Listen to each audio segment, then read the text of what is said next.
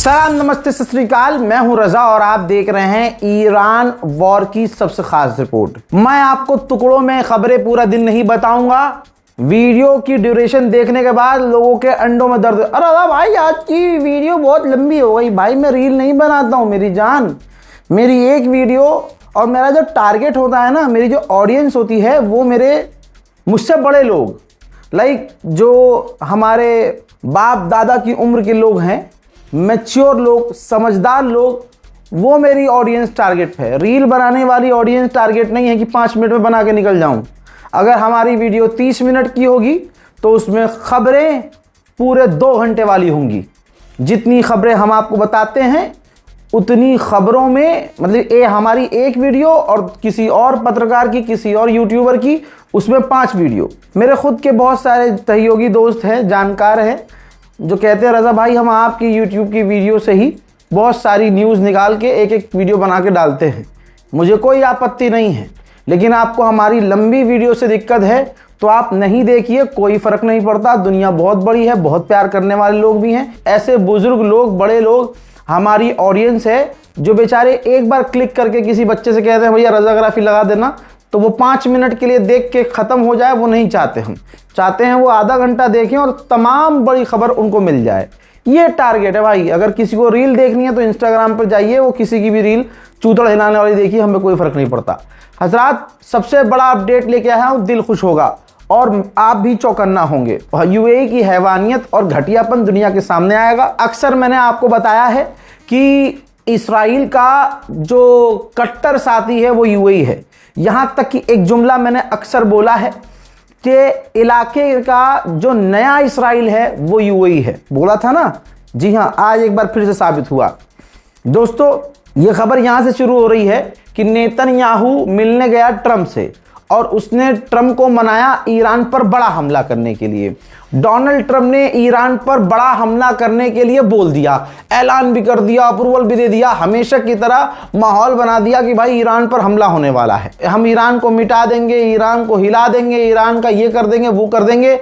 अचानक से Donald Trump ने एक रात पहले, ये देखिए, ये पोस्ट कर दिया कि हमारी सहमति बन गई है, ईरान से हमारी बातचीत हो गई है, हम ईरान पर हमला नहीं करेंगे। जी हाँ, इस पूरे आपने 6 महीने में देखा है, डोनाल्ड ट्रंप ने ईरान की जब पूरी सभ्यता मिटाने की बात की, ईरान के लोगों को मिटाने की बात की, ईरान पर सबसे बड़ा हमला करने की बात की, तो उसी वक्त 24 घंटे के अंदर ट्रंप पलट भी गया। ट्रंप ने वो तमाम हमले पोस्टपोन किए। ठीक, पिछले 1 हफ्ते से मैं आपको बता रहा हूं कि अमेरिका के हथियार खत्म हो रहे हैं, इंटरसेप्टर खत्म हो रहे हैं।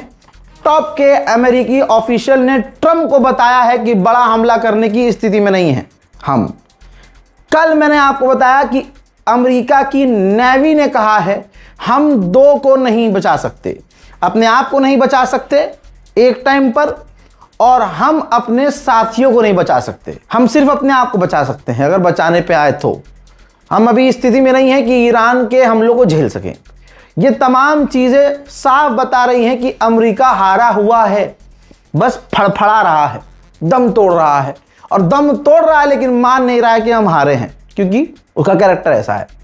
बहरहाल, खबर ये आई है कि यूएई और इसराइल ने पूरा प्रेशर डाला है डोनाल्ड ट्रंप के बयान के बाद। इसराइल ने कहा है कि हमें बताया भी नहीं और ईरान से डील की बात कर दी और हमला रद्द कर दिया। सबसे बड़ा झटका इसराइल को यह है, यूएई ने जनाब अमेरिका से कहा है कि ईरान पर हमला करो, हम चाहते हैं आप ईरान पर हमला करें। तो ये यूएई है और उसी जगह पर इसराइल है, दोनों एक पाले में। लेकिन दोस्तों, ईरान का सबसे बड़ा दुश्मन सऊदी अरबिया, खुद मोहम्मद बिन सलमान ने इसकी, मैं आपको अरब की रिपोर्ट दिखा दूंगा। ये देखिए, जनाब मोहम्मद बिन सलमान ने खुद डोनाल्ड ट्रंप को डायरेक्ट कॉल किया था कि ईरान पर हमला ना करिएगा, इससे इलाके में इतना तनाव बढ़ जाएगा जिसको हम रोक नहीं पाएंगे, हालात बेकाबू हो जाएंगे।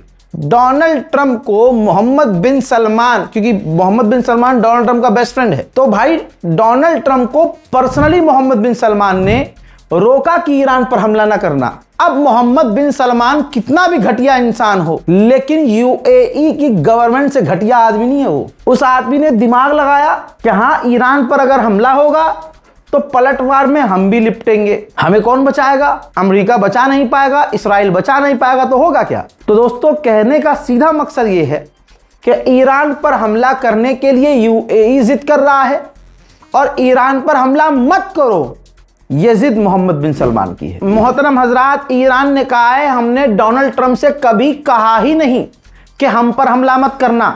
जिस तरह से डोनाल्ड ट्रंप दावा कर रहे हैं कि हमने भीख मांगी कि आप हम पर हमला ना करना, हम हर परिस्थिति के लिए तैयार हैं। मेरे दोस्तों, ईरान के पार्लियामेंट स्पीकर जनाबे गलीबाफ ने फरमाया है कि जो मीडिएटर्स हैं वो दोबारा इस्लामाबाद एग्रीमेंट को, यानी जो पहले एग्रीमेंट, जो पहले डील अमेरिका से हुई थी, उस डील को दोबारा ठीक करने की कोशिश मीडिएटर्स कर रहे हैं। लोग सवाल कर रहे हैं, रजा भाई ये जो आपने पहना है ये कहाँ से लेके आए? ऐसी चीज़ें मिलती नहीं है भाई, खुद बनानी पड़ती है। तो तुम्हारे भाई ने ये भगवा के ऊपर जो लिखा है खुद लिखा है, खुद लिखवाया है। हालांकि ऑनलाइन लिखवाया है, आप भी लिखवा सकते हैं। मैं किसी का प्रमोशन नहीं कर रहा हूँ। आप चाहें तो मेरा कोई बढ़िया वाला फ़ैन मिलेगा, मुझे मेरा कोई बहुत तगड़ा फ़ैन है तो वो कमेंट कर दे, मैं अपनी यही वाली उतार के कोरियर कर दूंगा।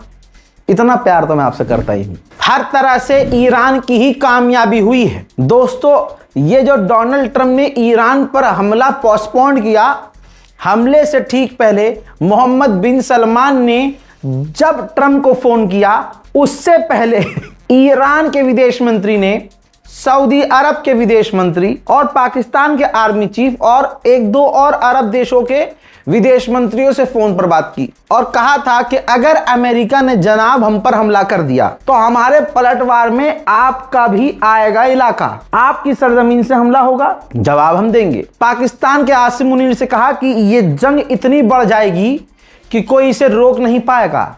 सऊदी अरब के विदेश मंत्री से ईरान के विदेश मंत्री ने साफ कहा था कि हम आपके यहाँ भी जो अमेरिका से जुड़े इंफ्रास्ट्रक्चर्स हैं हम उसको भी निशाना बनाएंगे, ये जंग बहुत बढ़ जाएगी। अमेरिका आग से खेल रहा है। इसके बाद मोहम्मद बिन सलमान ने तुरंत जब्बा पहना, तुरंत ट्रंप को फोन लगाया, कहा भैया हम ठुक जाएंगे तुम्हारे चक्कर में। ये है सारी कहानी और ये पूरी कहानी आपको मैं रोज समझाता हूं। इजरायलियों का कहना यह है कि अमेरिका ने यानी ट्रंप ने हमें धोखा दिया। इजरायली ऑफिशियल्स का यह कहना है कि हमारे लाखों सैनिक ईरान पर हमला करने के लिए तैयार थे। डोनाल्ड ट्रंप ने हमें अंधेरे में रखा, हमें बताया भी नहीं और ईरान पर हमला पोस्टपोन कर दिया। यहां तक कि अमेरिकी ऑफिशियल खुद कंफर्म कर रहे हैं कि अमेरिकी फौज इसराइल की फौज के साथ मिलकर ईरान पर हमला करने की तैयारी में थी और हमला होने ही वाला था। इस्लामाबाद में जो एग्रीमेंट हुआ था, जैसा मैंने आपसे कहा कि उसे दोबारा लागू किया जा रहा है। 60 दिन के लिए स्ट्रेट ऑफ हॉर्मुज खोला जाएगा और स्ट्रेट ऑफ हॉर्मुज में कोई फीस नहीं ली जाएगी। इलाके में पूरी तरह से जंगबंदी होगी, कोई किसी पर हमला नहीं करेगा। यहां तक कि याद होगा कि पिछला जो सीज फायर था वो तोड़ा किसने था? एग्रीमेंट हो गया था, ईरान ने स्ट्रेट ऑफ हॉर्मुज खोल दिया था। अमेरिका ने ईरान के पूर्व सुप्रीम लीडर शहीद सैयद अली खामनाई के जनाजे वाले दिन, जब जनाजा निकल रहा था, तो बॉर्डर पर ईरान के हमला कर दिया था। तो वो सीज फायर, वो एग्रीमेंट खुद अमेरिका ने तोड़ा था। अब ये ईरान की समझदारी है या बेवकूफ़ी कि दोबारा से वो अमेरिका पर भरोसा करे और दोबारा से सीज फायर करे?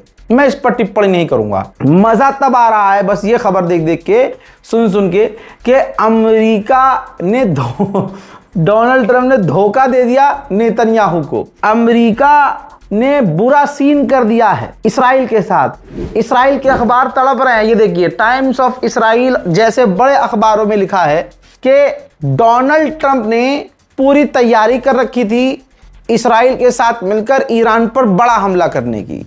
अचानक एंड मूवमेंट पर हमला करने से पहले ट्रंप ने पोस्ट कर दिया सोशल मीडिया पर कि हम ईरान के साथ बात कर रहे हैं, एग्री हो गए हैं और हम ईरान पर हमला नहीं करेंगे, कैंसिल कर रहे हैं। तो हमें बताया नहीं गया, नेतन्याहू की सरकार को बताया नहीं गया और हमला कैंसिल कर दिया गया। हमें भी सिर्फ डोनाल्ड ट्रंप के सोशल मीडिया पोस्ट से पता चला कि ट्रंप ने हमला कैंसिल कर दिया। हम काफी डिसअपॉइंट हैं और डोनाल्ड ट्रंप की इस नीति से खुश नहीं हैं। वहीं इराक के अंदर कुर्दिश लड़ाकों पर ईरान हमलावर है, जो कुर्दिश बॉर्डर क्रॉस करके ईरान में घुसने की कोशिश कर रहे हैं।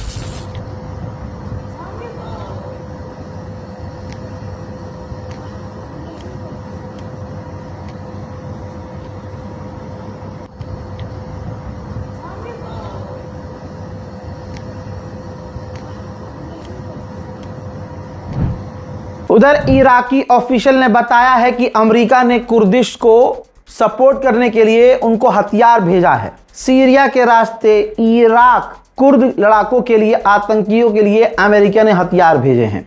शायद यही वजह है कि ईरान कुर्द पर लगातार हमलावर है। अमेरिका के विदेश मंत्री ने अमेरिका के टॉप न्यूज चैनल पर इंटरव्यू में मुंह से हक दिया है कि ईरान की रिजीम चेंज नहीं हुई। यह है वो वीडियो जिसमें अमेरिका के विदेश मंत्री पहले तारीफ करते हैं डोनाल्ड ट्रंप की। उसूल है वहां का, ये डोनाल्ड ट्रंप की फर्जी तारीफ करनी है कि भैया इन्होंने कहा कि ईरान के रिजीम ने कभी भी ऐसा अमेरिकी राष्ट्रपति नहीं देखा जैसा ट्रंप है। ट्रंप जिस तरह से ईरानियों को सबक सिखा रहे हैं और जैसा रवैया अपनाया है, इतना हिम्मत वाला कोई नहीं है। हंसिएगा बाद में दोस्तों। इन्होंने फिर कहा कि ईरान की रिजीम चेंज नहीं हुई है, लेकिन उन्हें चेंज होना पड़ेगा।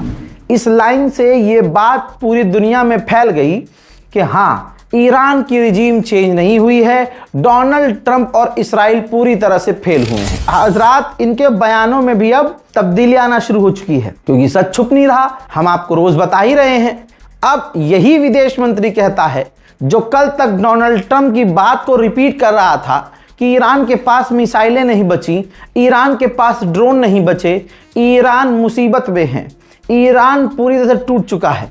अब ये कह रहा है अमेरिका का विदेश मंत्री कि ईरान के पास अभी भी बहुत सारी मिसाइलें बची हैं, बहुत सारे ड्रोन बचे हैं, लेकिन हाँ, हमने उनके काफी सारे हथियारों को तबाह किया है। तबाह, सारी दुनिया तुम्हारी औकात जान चुकी है और ईरान को दिल ही दिल में शक्तिमान मान चुकी है। मुकेश खन्ना वाला नहीं, वो भड़क ना जाए साला। तो आगे बढ़ते हैं। अब भाई, जो अमेरिका को बाप मानते थे वो कहने लगे ऐसे कैसे आपने रोक दिया। सवाल करने लगे ट्रंप पर कि भाई हमला रोका क्यों, फट गई क्या चड्डी तुम्हारी। तो भाई अब कुछ तो बोलना था। तो डोनाल्ड ट्रंप के ऑफिशियल और ट्रंप ने आगे कहा कि हमने हमला इसलिए पोस्टपोन कर दिया क्योंकि ईरान स्ट्रेट ऑफ हॉर्मूज को खोलने के लिए राजी हो गया था। अब यहाँ दो चीज है, अगर ईरान स्ट्रेट ऑफ हॉर्मूज को खोल देता है तो हम मान लेंगे कि हाँ, अमेरिका जीत गया और ईरान हार गया। लेकिन यहाँ ईरान पर अगर भरोसा करें तो भाई ईरान ने पता है क्या कहा। ईरान ने कहा कि हमने कोई वादा ही नहीं किया, स्ट्रेट ऑफ हॉर्मूज हम खोलेंगे ही नहीं। तो अगर चूतड़ों में दम है ट्रंप के, तो इस बयान के बाद ईरान पर हमला कर दे। हजरात, इज्जत बचाने के लिए अमेरिकी सरकार, डोनाल्ड ट्रंप लगातार झूठ बोल रहा है। हिम्मत ईरान से लड़ने की है नहीं। परवरदिगार आलम ने गैबी ताकत से ऐसी मदद की ईरान की, हम और आप गवाह बन चुके हैं। अब सुनिए, अरब के देशों से जो ईरान के पूर्व सुप्रीम लीडर ने कहा था कि ये जंग बढ़ेगी तो सब लपेटे में आएंगे, तब अरब के देश मुस्कुरा रहे थे कि शायद खामनाई को डर लग रहा है। आज की ताज़ा रिपोर्ट ये है कि अब अरब के जितने भी देश हैं सब फ्रस्ट्रेट हो चुके हैं कि अमेरिका की जिस तरह की बड़ी बड़ी बातें थीं, उसके पास ईरान के लिए कोई प्लान ही नहीं है। ईरान को रोकने पर, ईरान पर हमला करने पर कोई उनकी स्ट्रेटजी ही नहीं है। और नुकसान हमारा ये हो रहा है कि इस जंग में सबसे ज्यादा हमले अरब पर हो रहे हैं और हमारी इकोनॉमी पर असर पड़ रहा है। हज़रात, ईरान ने अमेरिका का जो हाल किया है, इतिहास याद रखेगा, भविष्य में चर्चाएं होंगी इस पर। दोस्तों, 41 दिन की जंग में इराक के ऊपर अमेरिका का एक टैंकर उड़ रहा था, वो भी हिट हुआ था। ईरान के लड़ाकों ने उसको भी हिट किया था। पूरे 4.5 महीने में वो टैंकर ठीक किया गया है और अब वो इस्राइल के लिए रवाना हुआ है। अब सोचिए, अमेरिका कह रहा है कि हमने ईरान पर हमला इसलिए रोक दिया क्योंकि ईरान राजी हो गया था स्ट्रेट ऑफ हॉर्मूज खोलने के लिए। अब ईरान के विदेश मंत्रालय से क्या बयान आ रहा है? ईरान के विदेश मंत्रालय ने कहा कि स्ट्रेट ऑफ हॉर्मूज पहले जैसा होगा नहीं, वो हमारे कंट्रोल में है, अब वो खुलेगा नहीं, हमारे हिसाब से चलेगा, स्ट्रेट ऑफ हॉर्मूज हमारा है। तो झूठा कौन है? ईरान के राष्ट्रपति पेजेश्कियान ने कहा कि हमें अमेरिका को मजबूर करना होगा कि इस्लामाबाद एग्रीमेंट को माने ट्रंप, और ट्रंप फिर से कोई धोखा ना दे, दोबारा हमला ना करे और दोबारा तनाव पैदा ना करे और एग्रीमेंट ना तोड़े। खुद अमेरिका का अखबार क्या कह रहा है नाजरीन, आप देख लीजिए।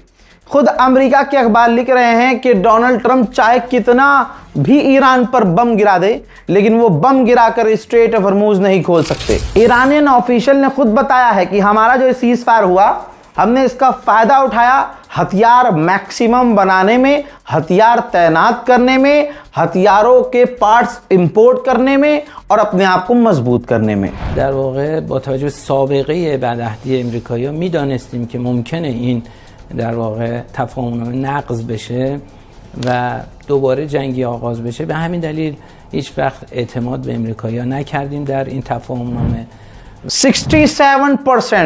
67% अमेरिकियों का यह मानना है कि ट्रंप ने जो ईरान पर हमला किया, इस हमले से अमेरिका को ही उल्टा नुकसान ज्यादा हुआ है। भाई मैं कोई भी, आपका ये भाई कोई भी बात खुदा की कसम अपने मन से नहीं कहता हूं।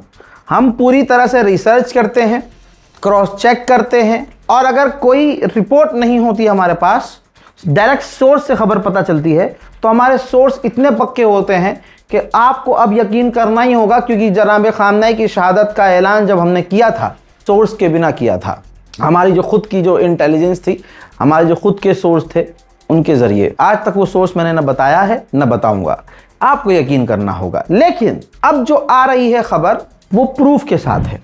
ये रही पूरी रिपोर्ट। मैं 4-5 बातें इस पूरी रिपोर्ट को पढ़कर निकाल के आया हूं, जिसमें चिंता में हैं अमेरिका के दोस्त, जैसे अरब के देश हैं, यूरोप के देश हैं, जो अमेरिका को बहुत सुपर पावर मानकर उससे दोस्ती किए बैठे थे। रिपोर्ट यह है कि वो दोस्त, जी हां, जो द न्यूयॉर्क टाइम्स की खबर की रिपोर्ट आपके सामने है, ठीक, सबसे बड़ा अखबार है अमेरिका का, कि जो अमेरिका के जो एलाइज हैं अब वो डर में हैं, चिंता में हैं कि 6 महीने से ईरान पर अमेरिका हमले कर रहा है, लेकिन डोनाल्ड ट्रंप के पास कोई आगे का प्लान था ही नहीं। डोनाल्ड ट्रंप का मानना यह था कि 1 हफ्ते में खामनेई को कत्ल करने के बाद ईरान पर कब्जा कर लेगा अमेरिका, लेकिन कोई भी गोल अचीव नहीं कर पाया अमेरिका। यहां तक कि ना ईरान की मिलिट्री कमजोर हुई, ना ईरान कमजोर हुआ, ना ईरान के लोग बटे, ना ईरान के टुकड़े हुए, ना ईरान की मिसाइलें कम हुई, ना ईरान के हथियार कम हुए, बल्कि अमेरिका के इंटरसेप्टर्स डिफेंस सिस्टम, अमेरिका की फौज कमजोर नजर आ रही है। तो अब एलाइज सोच रहे हैं कि क्या हमें आगे भी अमेरिका पर भरोसा करना चाहिए? क्या अमेरिका हमें किसी भी दुश्मन से बचा सकता है? क्या अमेरिका का हमें एलाई रहना चाहिए? ये सोच रहे हैं अमेरिका के दोस्त।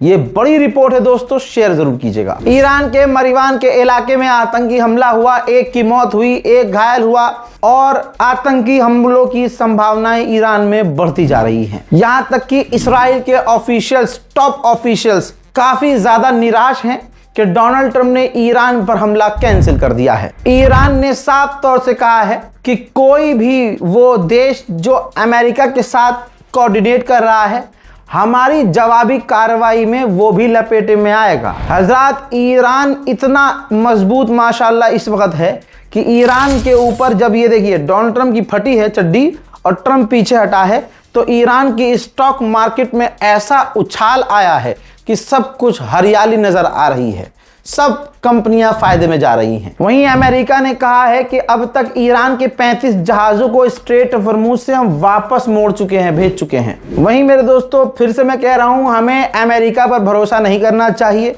कि भाई उसने अपना हमला कैंसिल कर दिया तो वो आगे हमला करेगा ही नहीं। हमारी रिसर्च के मुताबिक ये देखिए, कोऑर्डिनेट यहां हम है दिखा रहे हैं आपको, ठीक है, बिल्कुल ईरान के करीब अमेरिका का एयरक्राफ्ट कैरियर मौजूद है, चुपचाप खड़ा है।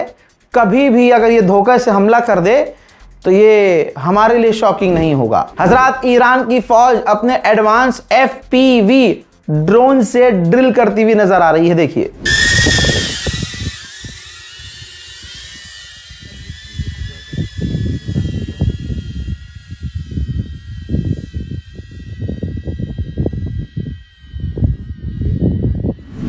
अल्लाह अल्लाह, ईरान क्या खतरनाक जंग लड़ रहा है भाई। बचपन में सुना था हमने कि भाई ईरानी बहुत दिलेर होते हैं, बहादुर किसे कहते हैं, आज हम आंखों से देख रहे हैं।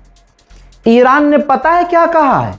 ईरान ने कहा है कि अगर बातचीत इस बार फेल होती है तो हम पहले हमला करेंगे। अल्लाह अकबर। शेयर कीजिए इस वीडियो को। आपको मतलब ये सोच लीजिए कि आपको इतनी लंबी वीडियो देखने का अफसोस नहीं होगा जिस तरह की खबरें हमारी टीम आपको देती है मेरे जरिए। अब एक खबर और, ईरान राजी क्यों हुआ? ये मेरा खुद का सवाल था, लेकिन अभी अभी खबर आई है कि ईरान राजी क्यों हुआ है, ईरान एग्रीमेंट पर राजी क्यों है, और बातचीत ईरान ने क्यों की है, और ईरान ने भी हमले क्यों बंद किए हैं, डोनाल्ड ट्रंप ने हमले कैंसिल क्यों किए हैं। अरब देशों ने, जो भी अरब देश हैं, उन अरब देशों में ओमान भी शामिल है, बहरीन भी शामिल है, कुवैत भी, कतर भी, सऊदी भी, सब शामिल हैं। सबने देखा जब ईरान की जिद है कि वो स्ट्रेट ऑफ हॉर्मुज को नहीं छोड़ेगा, तो उन सब ने मिलकर ईरान को एक ऑफर दिया कि एक काम कीजिए, जब सारे जहाज आएंगे तो वो आपके रास्ते से आएंगे, और जब वो जाएंगे तो ओमान के रास्ते से जाएंगे। सो स्ट्रेट ऑफ हॉर्मुज में आपका ही कंट्रोल रहेगा और ओमान भी उसमें इन्वॉल्व रहेगा, और स्ट्रेट ऑफ हॉर्मुज आपके कंट्रोल में रहता हुआ खुल भी जाएगा। इसमें विन विन वाली सिचुएशन थी। ईरान यही कह रहा था, ईरान तो खुद ही कह रहा था ओमान से कि भाई मिल के पैसा वसूलते हैं, अब नाक ऐसे पकड़ो या ऐसे पकड़ो, पकड़ी तो तुमने नाक ही है, जीत तो ईरान की हुई है। लिहाजा ईरान इसी वजह से रुक गया है और बातचीत कर रहा है। ईरान के विदेश मंत्री ने खुद कहा है कि वो देश जो कल तक बहुत उछल रहे थे वो हमसे टच में हैं, जैसे यूके, फ्रांस, बुल्गारिया, जर्मनी, ये हमसे टच में हैं और हमसे कह रहे हैं कि हम कोई ऐसा काम नहीं करना चाहते जिससे जंग बढ़े, और हम आपसे, ईरान से कोई जंग नहीं चाहते। फट गई रे, फट गई, चड्डी फट गई।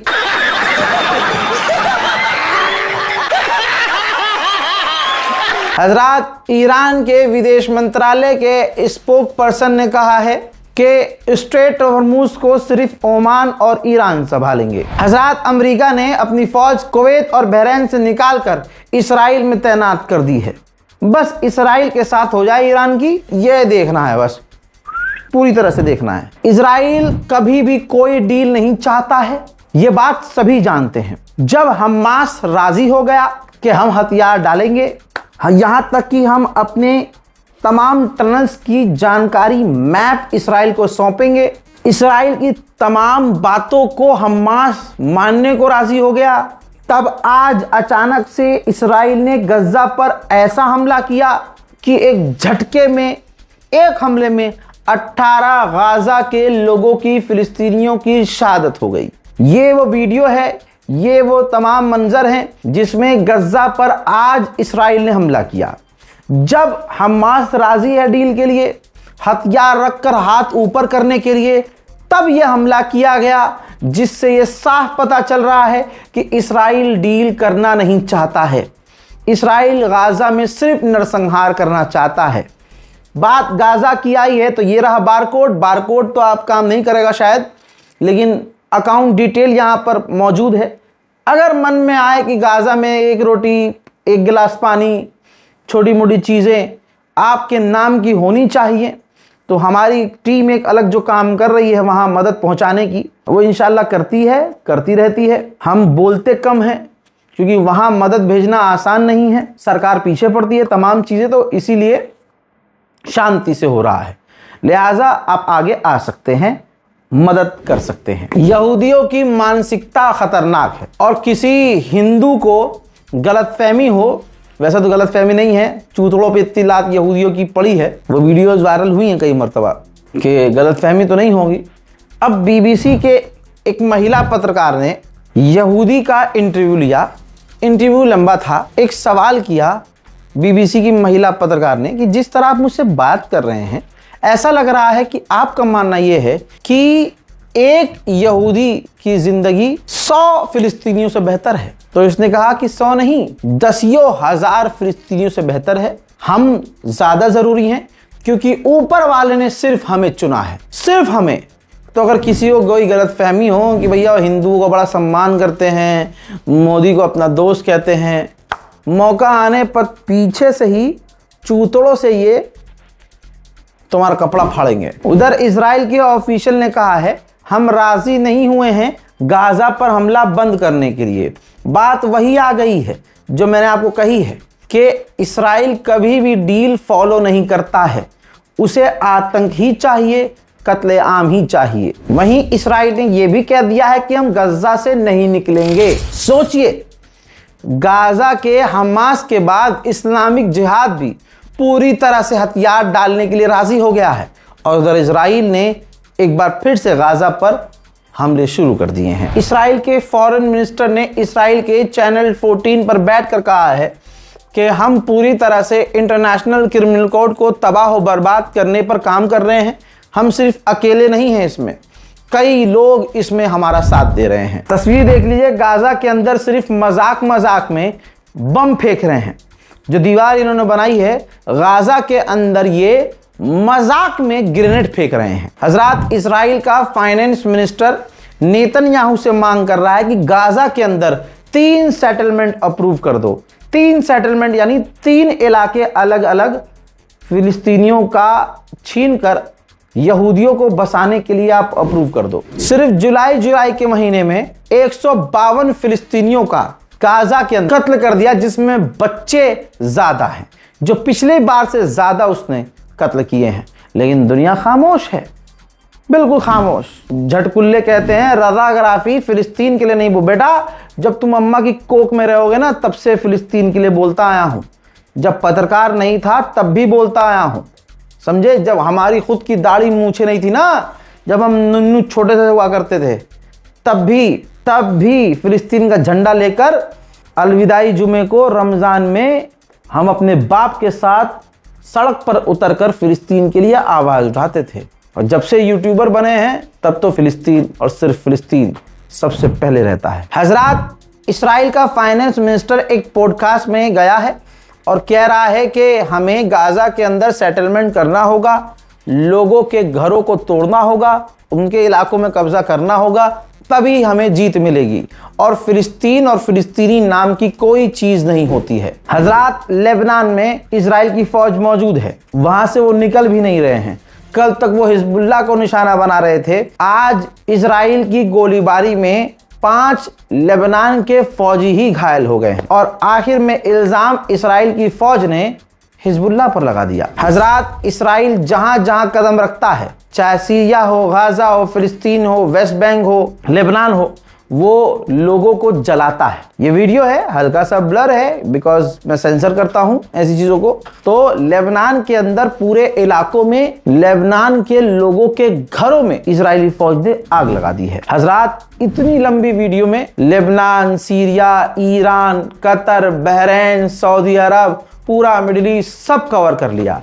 बताइए, ये वीडियो है ना काबिल तारीफ कि एक वीडियो के अंदर सारी खबर मिल गई, सारा दिन इंतजार नहीं करना पड़ा अगली खबरों के लिए।